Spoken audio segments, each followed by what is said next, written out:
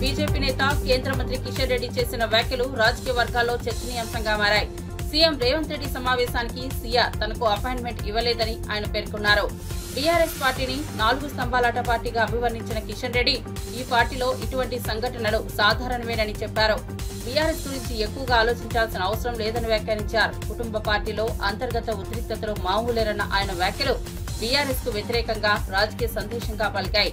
BJP భావజాలానికి వ్యతిరేకంగా వ్యవహరించిన వారిపై ప్రజలు తగిన తీర్పు ఇస్తారని కూడా ఆయన సూచించారు. జీహెచ్ఎంసీ ఎందుకు వీధి లైట్లు సరిగ్గా ఇవ్వలేకపోతా ఉంది, కావలసినటువంటి వీధి లైట్లు ఎందుకు రిప్లేస్ చేయలేకపోతుంది, ప్రభుత్వము సీరియస్గా ఆలోచన చేయాల్సినటువంటి అవసరం ఉంది. నేను ఈ విషయంలో జీహెచ్ఎంసీ కమిషనర్ కూడా చెప్పాను. కొత్త ఆయన వచ్చాడు, అది వేరే విషయం. గతంలో నేను ఇన్ఛార్జ్ మంత్రిని కూడా చెప్పాను. కాబట్టి ఈ రకంగా ఈ విషయాల్లో కొంత జీహెచ్ఎంసీలో పరిధిలో ఉన్నటువంటి బస్తీలకు సంబంధించి కాలనీలకు సంబంధించి మరి కొంత ఉదారంగా ఈ ప్రభుత్వ నిధులు మంజూరు చేయాల్సిన అవసరం ఉంది. ఈరోజు కార్పొరేటర్స్ గెలిచి ఆల్మోస్ట్ 4 సంవత్సరాలు కావస్తుంది. ఒక్క కార్పొరేటర్ కూడా నిధులు మరి ఇచ్చే పరిస్థితి లేదు. గతంలో టీఆర్ఎస్ ఉన్నప్పుడు కూడా అదే రకంగా నిర్లక్ష్యంగా వ్యవహరించింది. ఈరోజు కాంగ్రెస్ పార్టీ అధికారంలోకి వచ్చిన తర్వాత కూడా నిర్లక్ష్యంగా వ్యవహరిస్తూ ఉన్నది. కాబట్టి హైదరాబాద్ నగరము ఈరోజు అభివృద్ధి చెందుతున్నటువంటి నగరం. హైదరాబాద్ విషయంలో మరి ఈ 2 ప్రభుత్వాలు కూడా ప్రచారం చేసుకుంటున్నాయి తప్ప మరి పౌర సహకారాలు మెరుగుపరచలేదు. అందాల పోటీలు చేస్తున్నారు తప్ప బస్తీలలో రోడ్లను బ్యూటిఫికేషన్ చేయడం లేదనే విషయాన్ని నేను ఈ సందర్భంగా ప్రభుత్వం దృష్టికి తీసుకెళ్తాను. సార్, రేవంత్ రెడ్డి మాట్లాడుతూ మోడీని విమర్శించినటువంటి నేపథ్యం ఇందిరాగాంధీని మోడీతో పోల్చి మోడీని తక్కువ చేసి మాట్లాడారు. అదేవిధంగా మీ పైన కూడా కామెంట్. రేవంత్ రెడ్డి గారు మోడీ గారి గురించో మా గురించో మాట్లాడితే తప్పలేదు. కానీ దేశ సైనికులను అవమానం చేసే విధంగా, దేశ భద్రతా సిబ్బందిని అవహేళన చేసే విధంగా మాట్లాడడం ఏదైతున్నదో ఇది మంచిది కాదు. ఈరోజు లక్షలాది మంది సైనికులు భారతదేశ సరిహద్దుల్లో ప్రాణాలకు తెగించి భారత భూభాగాన్ని మరి కాపాడుతూ, భారత సమైక్యతను సమగ్రతను కాపాడుతూ ఈరోజు ఉగ్రవాదులు విదేశీ శక్తులు నుంచి భారతదేశాన్ని రక్షించేటువంటి ప్రయత్నం. 140 కోట్ల మంది ప్రజలు ఈరోజు సొంతంగా ఇళ్లలో నిద్రపోతున్నారు, కుటుంబాలు సంసారాలు చేసుకుంటున్నారు, వ్యాపారాలు చేసుకుంటున్నారు. ప్రభుత్వం ప్రధాన లక్ష్యం ఆడబిడ్డలను కోటీశ్వరులను చేయడమేనని సీఎం రేవంత్ రెడ్డి పేర్కొన్నారు. పటాన్చెరు పారిశ్రామిక ప్రాంతాన్ని మినీ ఇండియాగా అభివర్ణించిన ఆయన మెదక్ జిల్లాలో సాగు, త్రాగునీరు, పరిశ్రమల అభివృద్ధికి కృషి చేస్తున్నామని తెలిపారు. అధికారంలోకి వచ్చిన మొదటి ఏడాదిలోపే రైతులను అప్పుల బాధ నుంచి విముక్తి చేయడంలో ప్రభుత్వం విజయవంతమైందని తెలిపారు. ఉచిత బస్సు ప్రయాణం ద్వారా మహిళలకు నిత్య జీవితంలో ఉపశమనం కలిగించామని చెప్పారు. మహిళల సంక్షేమం, అభివృద్ధి దిశగా ప్రభుత్వం స్పష్టమైన కార్యాచరణతో ముందుకు వెళ్తోందన్నారు. ప్రతి కుటుంబంలోని ఆడబిడ్డ భవిష్యత్తు దిశగా వెలుగులోకి రావాలనే లక్ష్యంతో ప్రభుత్వం పనిచేస్తోందని వివరించారు. పారిశ్రామిక వాడలో ప్రజలకు అన్యాయం జరిగింది, భూ సేకరణలో వాళ్లకు నష్టం జరిగింది. ఎస్సీలకు అసైన్మెంట్ పట్టాలకు 2.5 లక్షలే ఇస్తున్నారు, భూమి పోయిన వాళ్ళకు 5 లక్షలే ఇస్తున్నారు. వాళ్లకు పెంచాల్సిన అవసరం ఉన్నదని సోదరుడు దామోదర్ రాజనరసింహ గారు నా దృష్టికి తెచ్చారు.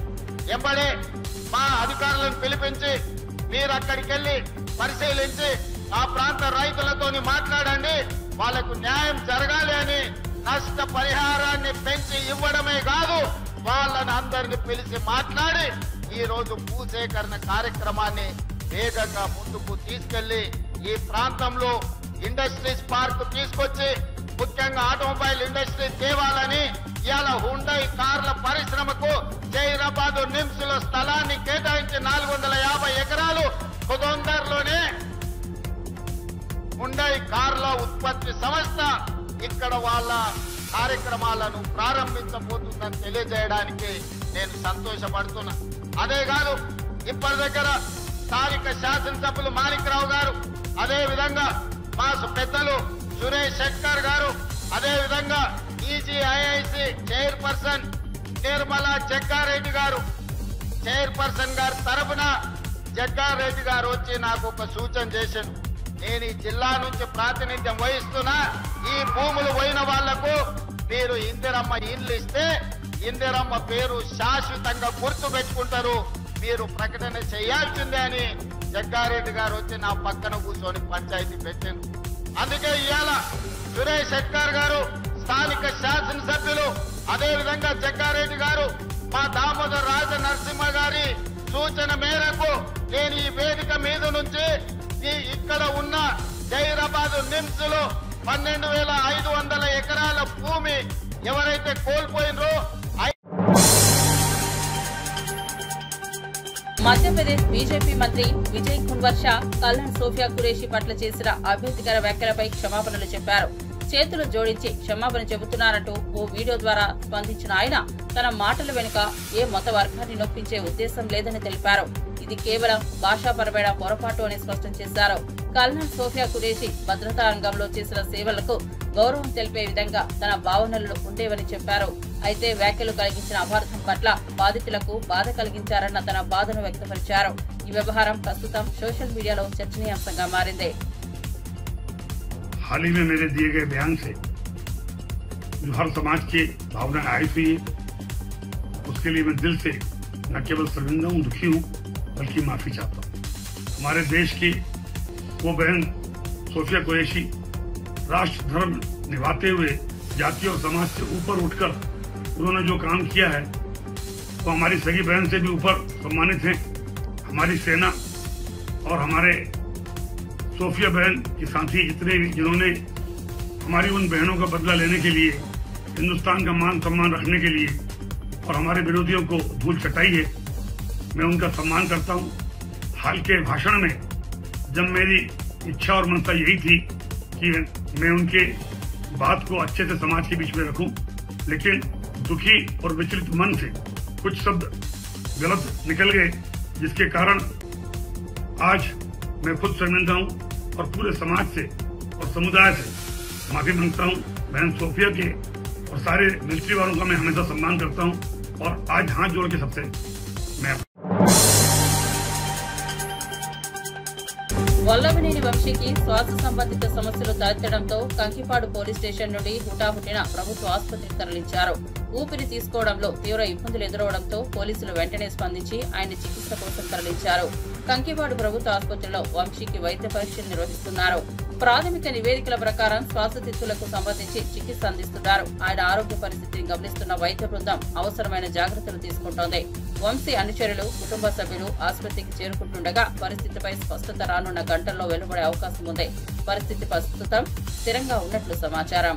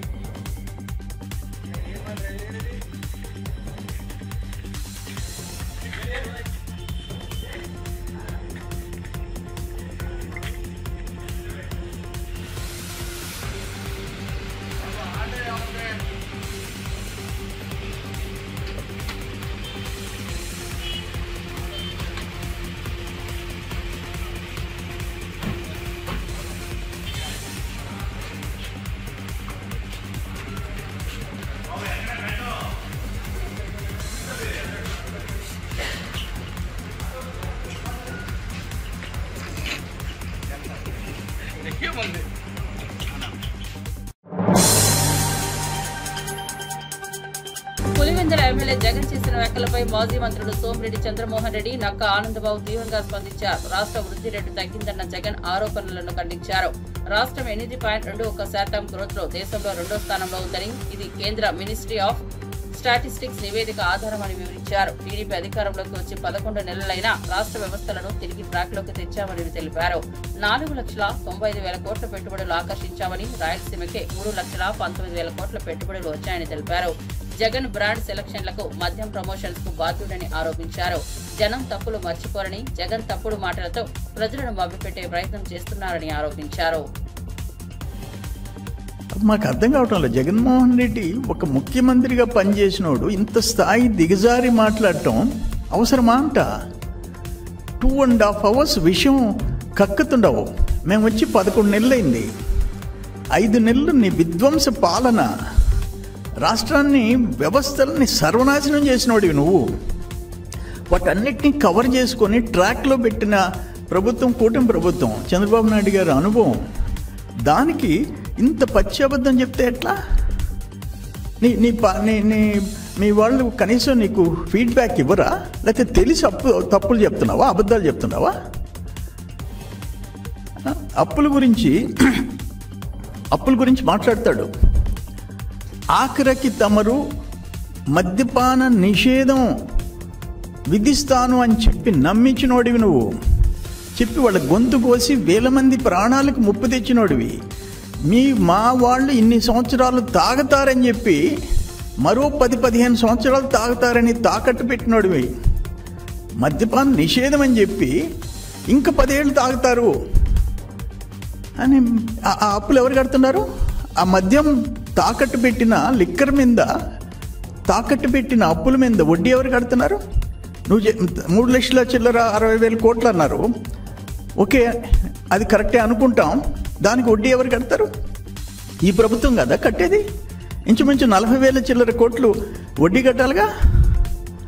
ఎవరు బాధ్యులు వీటన్నిటికీ? ఆఖరణ ఆయన చెప్పటం, ఒక మాట చెప్పాడు, పరిశ్రమలు రావటం తమరికి ఇష్టంలే. ఇప్పుడు ఒక్క SIBP meeting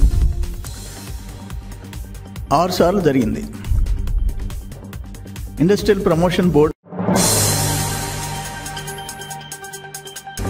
Sumanth, Kajal Chaudhary, master Viharsh ప్రధాన పాత్రలో నటించిన అనగనగా సినిమా ముందుగా ఈటీవీ విన్ OTTలో విడుదలై విశేష స్పందన పొందింది.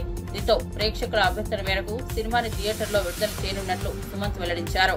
విజయవాడలో ఈ నెల 24న, విశాఖపట్నంలో 25న మొదటి స్క్రీనింగ్స్ ఉంటాయని తెలిపారు. హైదరాబాద్ లో జరిగిన సక్సెస్ మీట్ కు అడివిశేష్ ముఖ్య అతిథిగా హాజరయ్యారు. ఈ సినిమా ఏడిపించే టైప్ కాదని, ఫీల్ అయ్యేలా ఉంచుతుందని ఆయన అభిప్రాయపడ్డారు. మళ్లీ రావా తర్వాత నాకు నచ్చిన గొప్ప సినిమా ఇదేనంటూ సుమంత్ అన్నారు. త్వరలో మరిన్ని స్క్రీన్లలో విడుదల ఉంటుందని తెలిపారు. మిమ్మల్ని ఆకట్టుకుంటుందని అనుకున్నాము. మేము అనుకున్న దానికన్నా ఒక ఓవర్వెల్మింగ్ రెస్పాన్స్ ఇచ్చారు. మీ అందరికీ నా కృతజ్ఞతలు. అండ్ నాకు తెలిసి నేను ఎవరినో మర్చిపోతున్నాను, కానీ పర్వాలేదు. తర్వాత మీకు స్వయాన వచ్చి థ్యాంక్ యూ చెప్తాను మీ అందరికీ. మర్చిపోతే క్షమించండి. And last but not least, ఇది సినిమాలో థియేటర్లో ఫస్ట్ వస్తాయి, దాని తర్వాత చూడని వారు ఇప్పుడు ఓటీటీలో ఇంట్లో చూస్తారు. కానీ ఈ సినిమాలో ప్రత్యేకత ఏంటంటే ఓటీటీలో వచ్చాక ఎంత రెస్పాన్స్ వచ్చిందంటే like why isn't it there in theatrical release అని చాలా మంది అడిగారు మమ్మల్ని. So because of overwhelming public demand, probably for the first time ఓటీటీలో వచ్చిన సినిమా ఇప్పుడు మీ ముందు లిమిటెడ్గా ఈ వారం నుంచి థియేటర్స్లో రాబోతుంది. విజయవాడ అండ్ వైజాగ్తో స్టార్ట్ చేస్తున్నాము. అండ్ త్వరలో by next week we will hit more screens and bringing it to you. So people like Sesh who want to go see it in AMB or bigger screens, you will see it. మళ్ళీ పెద్ద screen మీద చూడవయ్యా, పర్వాలేదు. I know you're busy. And I guess that's it. I just want to thank you all from the bottom of my heart. I don't want to take up more of your time. My cinema-ni, efforts, the heartfelt vaga స్వీకరించినందుకు thank you Sumanth గారు. Thank you so much. ఈ కథని నమ్మినందుకు, ఈ కథని మా అందరి ముందుకు తెచ్చినందుకు. Generally మీరు చెప్పినట్టు నిజంగానే ఒక సినిమా చేసి ఆడియన్స్ని పిలుస్తాం థియేటర్కి రండి అని, బట్ ఈ సినిమా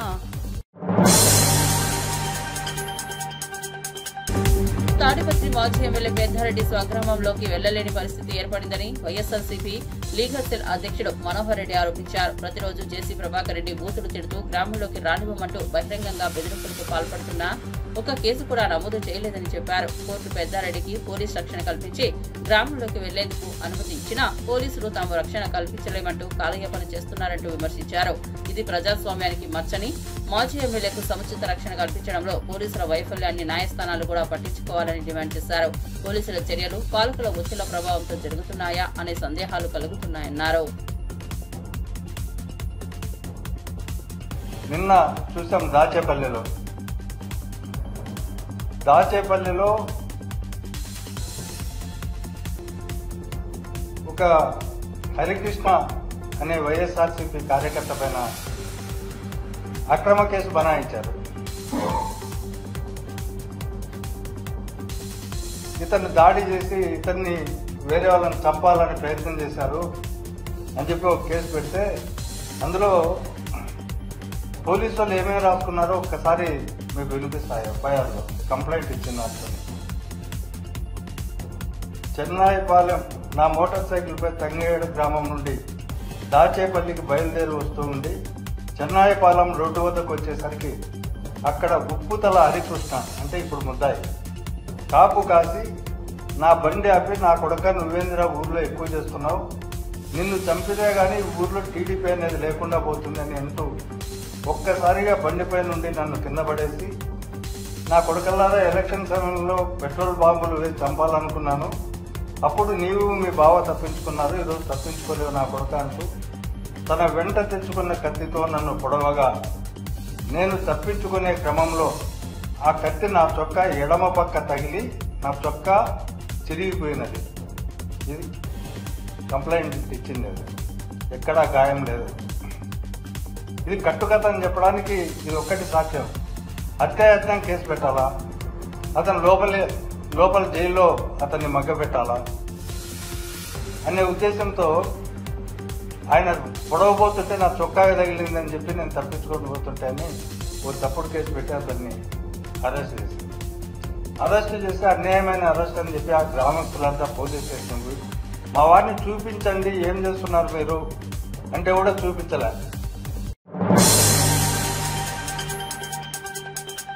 బీఆర్ఎస్ పార్టీకి భవిష్యత్తే లేదని తెలంగాణ మంత్రి కోమటిరెడ్డి వెంకటరెడ్డి విమర్శించారు. మాజీ సీఎం కేసీఆర్ కు ఎమ్మెల్సీ కవిత రాసిన లేఖపై స్పందనిచ్చిన ఆయన ఆ లేఖ ఓ జోక్ లాంటిదంటూ తీవ్రంగా ఎద్దేవా చేశారు. హైదరాబాద్ లో జరిగిన మీడియా సమావేశంలో మాట్లాడిన ఆయన బీఆర్ఎస్ లో అంతర్గత గందరగోళం ఇప్పటికే మిగిలిపోయిందని అన్నారు. ప్రజలు ఇప్పటికే కేసీఆర్ కుటుంబ పాలనను తిరస్కరించారని, కవిత అలాంటి లేఖలు మిగిలిన నాయకులపై నమ్మకం లేకుండా చేస్తున్నాయని అన్నారు. కాంగ్రెస్ అధికారంలోకి వచ్చి ప్రజాపాలన ఎలా ఉండాలో చూపిస్తోందని, బీఆర్ఎస్ అస్తిత్వం కోల్పోయే దశలో ఉందని కోమటిరెడ్డి అన్నారు.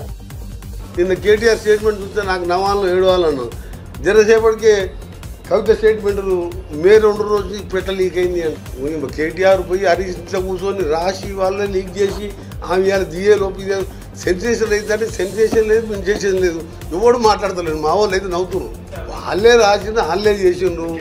ముస్లిం ఓట్లకు క్యాండిడేట్ కేటీఆర్ హ్యాండ్ రైటింగ్ ఆవుతుంది రాపించి పెట్టిపోయిండు. ఇప్పుడు అంతా ఎప్పుడైతే ఎమ్మెల్సీ క్యాండిడేట్ దొరకక బీజేపీకి సపోర్ట్ చేయగానే అక్కడ నార్త్ తెలంగాణలో టీఆర్ఎస్ లేదురా బీజేపీ ఉంటుంది, ఇక్కడ అక్కడ కాంగ్రెస్ ఉంటుంది, ఈ రెండింటి మధ్యన ఉంటుందని ప్రజలల్లో ఎంత పత్రికలు మేధావులు సోషల్ మీడియాలో ఎన్ని వస్తుంటే వాళ్ళ ప్లాన్ ఏంటంటే మనం పొరపాటు చేసిన ఓడినాక గెలిచినా క్యాండిడేట్ పెట్టేది ఉండే, ఎవడు ముందుకు రాలే పెట్టి మరీ 2-3 వేల ఓట్లు వస్తే ఇజ్జత్ పోతుందని చెప్పి బీజేపీకి వేయించాం. సరే బీజేపీ 2 గెలిచాం, ఒకటి మేము గెలిచాం, ఒకటి ఇండిపెండెన్స్ ఇవ్వాలి. దానికి ఏం చేసిందంటే మనం బీజేపీ మనం ఒకటే అని ప్రజలకు ఏంది. సౌత్ తెలంగాణలో అయితే మా దగ్గర ఏ ఊర్లో బీజేపీ నానియారు, కాంగ్రెస్ టీఆర్ఎస్ నానియారు, ఓన్లీ కాంగ్రెస్. కవిత ఒకవేళ వాళ్ళ కుటుంబ కలహాలతో బయటకు వచ్చి కాంగ్రెస్ పార్టీ చేస్తారంటే బయటకు వచ్చిన చంద్రబాబు మరి చెన్నారెడ్డి వచ్చిండు, చాలా మంది బయటకు వచ్చిండు, పెద్ద పెద్ద వాళ్ళు వచ్చిండు పోయిండ్రు. దుకాణాలు వస్తుంటే పని చేసుకుంటారు. కానీ కాంగ్రెస్ పార్టీ అధికారం ఉన్నా లేకున్నా ఈ చరిత్ర ఈ పార్టీ 2 సార్లు 16 మంది అది అవకాశం వచ్చినా నా పార్టీలకు కోరు ఏ పార్టీలకు కోరు వాళ్ళు ఒకటే రూమ్ లో కూర్చొని మాట్లాడుకుంటారు. రోజాళ్ళు కవిత, కేటీఆర్, హరీష్, కేసీఆర్, వినోద్ రావు, సంతోష్ రావు, ప్రతిమా శ్రీనివాసరావు, ఇది ఒక బ్యాచ్ ఉంది. వీళ్ళంతా ఈ దోసుకున్న బినామీలు పెడితే వాళ్ళు ఇస్తారంటలేరు, ఇది ఎట్లా పంచుకోవాలి, నువ్వు నీ పాలు 1,00,000 స్క్వేర్ ఫీట్ వచ్చే అది అమ్ముకుంటే ఇప్పుడు 2,000 కోట్లు వస్తాయి, వాడు బినామీ ఎప్పుడు ఇచ్చినా నీ ఆధారం ఏంది అంటున్నాడు. ఇప్పుడు సగం మంది ఎగ్గొట్టిండు. ఆ టెన్షను ఈ ఉన్నదాంట్లో ఈ పంపకాలు కొట్లాడు తప్ప వేరే ఏం లేదు. జయశంకర్ భూపాలపల్లి జిల్లా కాళేశ్వరం పుష్కరాలకు భక్తులు భారీగా తరలి వస్తుండటంతో ట్రాఫిక్ జామ్ ఏర్పడింది. కిలోమీటర్ల మేర వాహనాలు నిలిచిపోవడంతో పుష్కర ఘాట్లను చేరుకునే భక్తులు తీవ్ర ఇబ్బందులు ఎదుర్కొంటున్నారు. కొంతమంది భక్తులు కాలినడకన ఘాట్ల వద్దకు వెళ్లాల్సిన పరిస్థితి ఏర్పడింది. ట్రాఫిక్ పూర్తిగా నిలిచిపోయిన నేపథ్యంలో పోలీసులు ఘటనా స్థలానికి చేరుకుని పరిస్థితిని అదుపులోకి తెచ్చే ప్రయత్నాలు ప్రారంభించారు. ట్రాఫిక్ అంతరాయం లేకుండా పునరుద్ధరించేలా ఏర్పాట్లు చేస్తున్నారని అధికారులు తెలిపారు. పుష్కరాల సందర్భంగా భక్తుల రద్దీ మరింత పెరిగే అవకాశం ఉండటంతో అధికారులు అప్రమత్తంగా ఉన్నారు.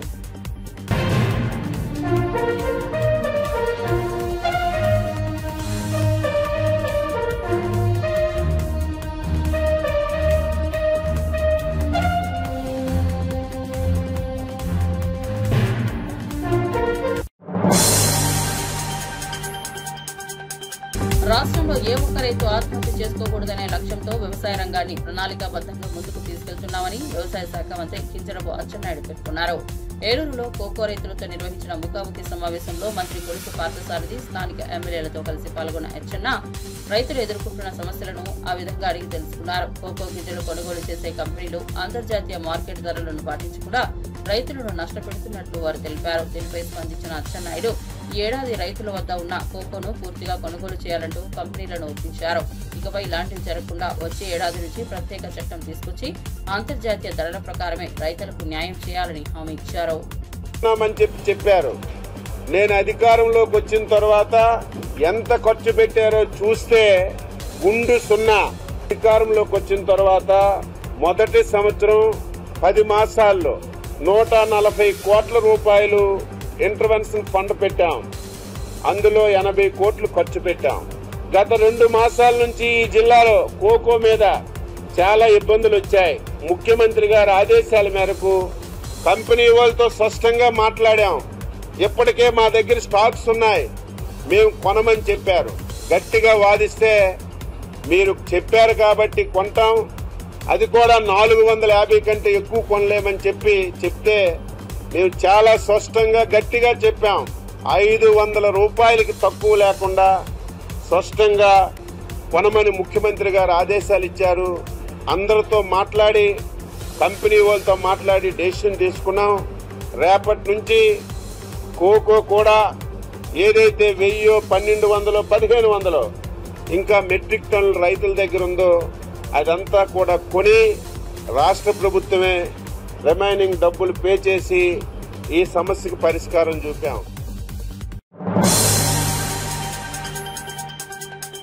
రాష్ట్రంలోని వేర్వేరు ప్రాంతాల్లో లంచాలు తీసుకుంటూ 3 ప్రభుత్వ అధికారులు అవినీతి నిరోధక శాఖ చేతికి చిక్కారు.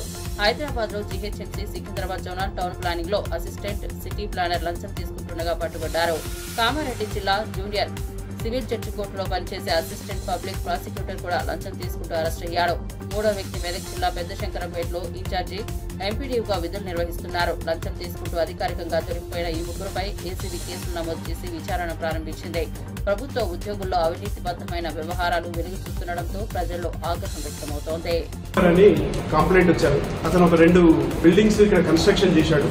వాటి కోసం ఆల్రెడీ మున్సిపల్ పర్మిషన్ 2022లో ఇచ్చారు. బిల్డింగ్ టోటల్ కన్స్ట్రక్షన్ అయిపోయేది. అయిపోయాక దానికి ఓసీ కోసమని అప్లై చేసుకున్నాడు. అసిస్టెంట్ సిటీ ప్లానర్ ఇతన్ని మనీ కావాలని చెప్పి డిమాండ్ చేశాడు. ఒక్కొక్క బిల్డింగ్ కి 4 lakhs, టోటల్ 8 lakhs రూపీస్ బ్రైవ్ ఇవ్వాలని చెప్పి అతను అడిగాడు. అతను అంత ఇచ్చుకోలేదు, ఒక 4 lakhs చేస్తాను రెండింటికి కలిపి అని అతను రిక్వెస్ట్ చేస్తే కాదు 8 lakhs తప్పనిసరి ఇవ్వాల్సిందే అన్నాడు. 12వ తారీఖు నాడు ఈ అసిస్టెంట్ సిటీ ప్లానర్ విఠలరావు 4 లక్షల రూపాయలు తీసుకున్నాడు. 4 లక్షలు కావాలన్నందుకు లేదా ఇవ్వలేను, ఈ 4 లక్షలతో చేయండి మీరు. ఇతను May 1st నాడు ఆ 2 కూడా రిజెక్ట్ చేసేసాడు. చేశాక మా దగ్గరికి May 1st నాడు మార్నింగ్ వచ్చి కంప్లైంట్ చేశాడు. ఈవినింగ్ నాడు 2 రిజెక్ట్ అయిపోయాయి. ఇక్కడ నుంచి ఆ విషయమై వైఎస్ఆర్సీపీ అధినేత జగన్మోహన్ రెడ్డి మద్యం కేసు విషయంలో ప్రధాన పాత్రధారేనని కడప జిల్లా జమ్మలపడుగు ఎమ్మెల్యే ఆదినారాయణ రెడ్డి తీవ్ర ఆరోపణలు చేశారు. మోసం, అబద్దాలు, దొంగ ప్రచారాల్లో జగన్ దిట్టా అని వ్యాఖ్యానించారు. మద్యం కుంభకోణంలో జగన్ జైలుకు వెళ్లడం ఖాయమని జోషి చెప్పారు. సిట్ విచారణపై అనుమానం ఉంటే ఎందుకు సిబిఐ విచారణ కోరలేదని ప్రశ్నించారు. నిజంగా తను నిరూపించుకోవాలంటే కేంద్ర దర్యాప్తు సంస్థతో విచారణకు సిద్ధమవ్వాలన్నారు. మద్యం కేసులో నిజాలు బయటకు వస్తే జగన్ పాలన ముసుగు తొలగిపోతుందని వ్యాఖ్యానించారు. మన చంద్రబాబు నాయుడు గారు ఉన్నప్పుడు 4.5 లక్ష, ఇప్పుడు 5.5 లక్ష. 5.5 లక్ష కోట్లు పెరిగి 10 లక్షల కోట్లకు చేరుకున్నాయి. ఇష్టం వచ్చినట్టు తప్పులు చేసినాం, ఇష్టం వచ్చినట్టు తప్పులు చేసినాం, ఇష్టం వచ్చినట్టు గొప్పలు చెప్పుకుంటున్నాం. అనేక గొప్పలు నీకు చివరికి తిప్పలు తప్పవు, చిప్పకూడదు తప్పదు జైలుకి పోవడం. నువ్వు ఖచ్చితంగా పోతావు కూడా. ఏమి దాగాలంటే దాగదు. ఒక సినిమాలు ఉంది హీరోయిన్ పైన, హీరోయిన్ ప్రేమిస్తాడు, అది చెప్పుకోలేదు. అప్పుడు పాట ఉంది, దాగాలంటే దాగదులే ఇది నిజములే అని. ఇక్కడ దాగాలంటే ఏం దాగదు, ఆగాలంటే ఆగదు. నీ వరకు ప్రయాణం బిగ్ బాస్ ఇదే, బిగ్ బాస్. ప్రతి దాంట్లో అంగడి, ప్రతి ఒక్కరూ వైఎస్ఆర్ పార్టీ అంగడి. ఈరోజు కూడా పేపర్లు వచ్చింది, మన సజ్జల రామకృష్ణారెడ్డి యొక్క ఫారెస్ట్ ల్యాండు గౌరవ కలెక్టర్ గారు తిరిగి వాపసు చేసినాడు. దేవిరెడ్డి శంకర్ రెడ్డి అనేవాడు కేసులో ముద్దాయిగా పులివెందుల్లో భూములు స్కామ్, లింగాల మండలం, తన సొంత ఊరు గల్లబాగులో ఎక్కడ దొరికితే అక్కడ కబ్జా, భూ కబ్జాలు మొత్తం. ఇటువంటి క్యారెక్టర్ మరొకరిని విమర్శించే ఎక్కేలేదు. తప్పులెన్ను వారు తమ తప్పులు ఎరగరు. జగన్ రెడ్డి చేసిన తప్పులు అసలు ఎవరికి సాధ్యం కాదు. ప్రపంచంలోనే ఎవరికి తెలియని విధంగా తప్పులు. ఏదో చెప్తున్నానంట, నా పేరు ఇదే అని, నా సంతకం ఇదే అని.